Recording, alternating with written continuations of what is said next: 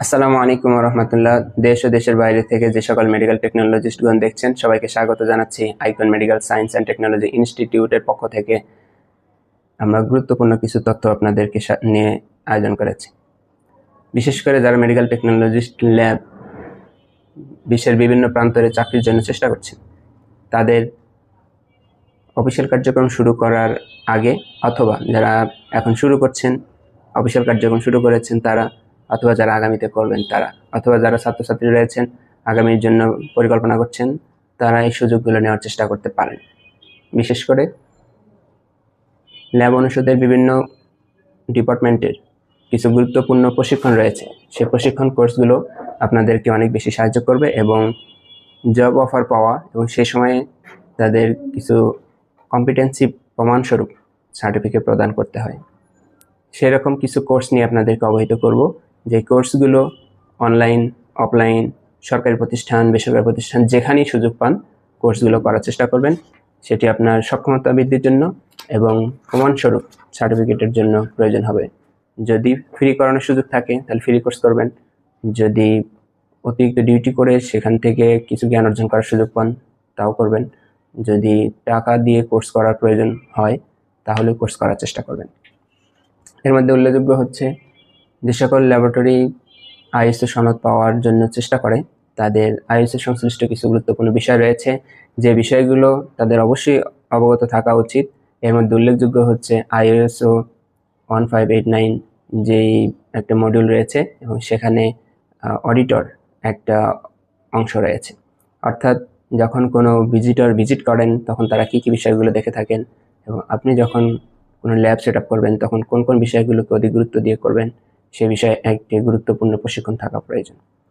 এই লক্ষ্যে আমরা বলবো যে আইএসও 15189 ইন্টারনাল অডিটর এই সংশ্লিষ্ট প্রশিক্ষণ নেওয়ার জন্য যেখানেই সুযোগ পান সেখান থেকে প্রশিক্ষণ গ্রহণ করবেন এবং সার্টিফিকেট পাওয়া যায় এরকম সুযোগগুলো অবশ্যই খুঁজবেন। দ্বিতীয় একটি বিষয় হচ্ছে WHO গাইডলাইন যা দেওয়া রয়েছে, এর মধ্যে ল্যাবরেটরি ম্যানেজমেন্ট সিস্টেম অথবা ল্যাবরেটরি কোয়ালিটি ম্যানেজমেন্ট সিস্টেম, এই বিষয়গুলো নিয়ে প্রশিক্ষণ যেখানে পাবেন সেখানে আপনি প্রশিক্ষণ নেওয়ার চেষ্টা করবেন। এছাড়া গুরুত্বপূর্ণ একটি অংশ হচ্ছে বায়োসেফটি, এবং এছাড়া আরেকটি অংশ হচ্ছে ল্যাবরেটরি সেফটি। এই অংশগুলো যেমন WHO গাইডলাইন রয়েছে, এছাড়া প্রত্যেকটা ল্যাবের নিজস্ব ম্যানেজমেন্ট রয়েছে। সে বিষয়গুলো নিয়ে যখনই প্রশিক্ষণ অনুষ্ঠিত হোক সেই প্রশিক্ষণগুলোর বিষয়ে আপনি অবশ্যই ভূমিকা নেবেন। এছাড়া ইউকাস্ট ইউরোপীয় ইউনিয়নভুক্ত নীতিমালায় যে অ্যান্টিমাইক্রোবিয়াল সাসেপ্টেবিলিটি টেস্টিংয়ের একটা প্রোটোকল রয়েছে, এই প্রোটোকলের আওতায় আপনারা যেখানে প্রশিক্ষণ গ্রহণ করার সুযোগ পান সেখানে টাকা দিয়ে হোক, ফ্রি হোক, অথবা সরকারি বেসরকারি যেখানেই সুযোগ হোক সে আয়োজনগুলোর সাথে অবশ্যই যুক্ত হওয়ার চেষ্টা করবেন। এরপর রিয়েল টাইম পিসিআর অথবা মলিকুলার ডায়াগনস্টিক এই বিষয়ে, সেটা সিকোয়েন্সিং হোক, পিসিআর হোক, কনভেনশনাল পিসিআর হোক অথবা রিয়েল টাইম হোক, যেই ধরনের প্রশিক্ষণের সুযোগ পান সেখানে অংশগ্রহণ করবেন এবং সার্টিফিকেট গ্রহণ করার চেষ্টা করবেন। এই অংশগুলো যেমন রয়েছে, এর পাশাপাশি আমাদের আরও কিছু গুরুত্বপূর্ণ বিষয় রয়েছে যে বিষয়গুলো আমাদের বিভিন্ন দেশে চাকরি নিয়ে যাওয়ার সময় আমাদের প্রয়োজন হচ্ছে। সুতরাং অবহেলা না করে গুরুত্ব দেওয়ার চেষ্টা করুন। এর মধ্যে একটি হচ্ছে বেসিক লাইফ সাপোর্টের উপর প্রশিক্ষণ। এটা ইন্টারন্যাশনালি গুরুত্বপূর্ণ একটি সার্টিফিকেট, একটা প্রশিক্ষণ। এই প্রশিক্ষণে একজন মানুষ হঠাৎ করে কী কী ধরনের ক্রিটিক্যাল সিচুয়েশনে পড়তে পারে, দুর্ঘটনা ঘটতে পারে, অথবা এই অবস্থায় তার লাইফ সাপোর্টের ক্ষেত্রে কী ধরনের ভূমিকা নিতে হবে প্রশিক্ষণের সার্টিফিকেট সংগ্রহ করার চেষ্টা করবেন। এছাড়া আমাদের একটি গুরুত্বপূর্ণ অংশ হচ্ছে হেলথ অ্যান্ড সেফটি ম্যানেজমেন্ট একটি গুরুত্বপূর্ণ। এই সেফটিটা বায়োলজিক্যাল হ্যাজার্ড যেমন রয়েছে, ল্যাবরেটরি হ্যাজার্ড রয়েছে, এবং এর পাশাপাশি ল্যাবরেটরির বিভিন্ন অংশে ওয়েস্ট ম্যানেজমেন্ট এবং এই ম্যানেজমেন্টের সাথে হ্যাজার্ডগুলোকে ফোকাস করার প্রশিক্ষণ যখন সুযোগ পান সেটা গ্রহণ করার চেষ্টা করবেন। এছাড়া ইনফেকশন প্রিভেনশন কন্ট্রোল, এটি বর্তমানে বাংলাদেশে একটি গুরুত্বপূর্ণ টপিকে পরিণত হয়েছে। বিভিন্ন প্রতিষ্ঠান প্রশিক্ষণ দিয়ে থাকে, এই প্রশিক্ষণে অংশগ্রহণ করার চেষ্টা করবেন। এছাড়া আরেকটি অংশ হচ্ছে ল্যাবরেটরি কোয়ালিটি অ্যান্ড সেফটি।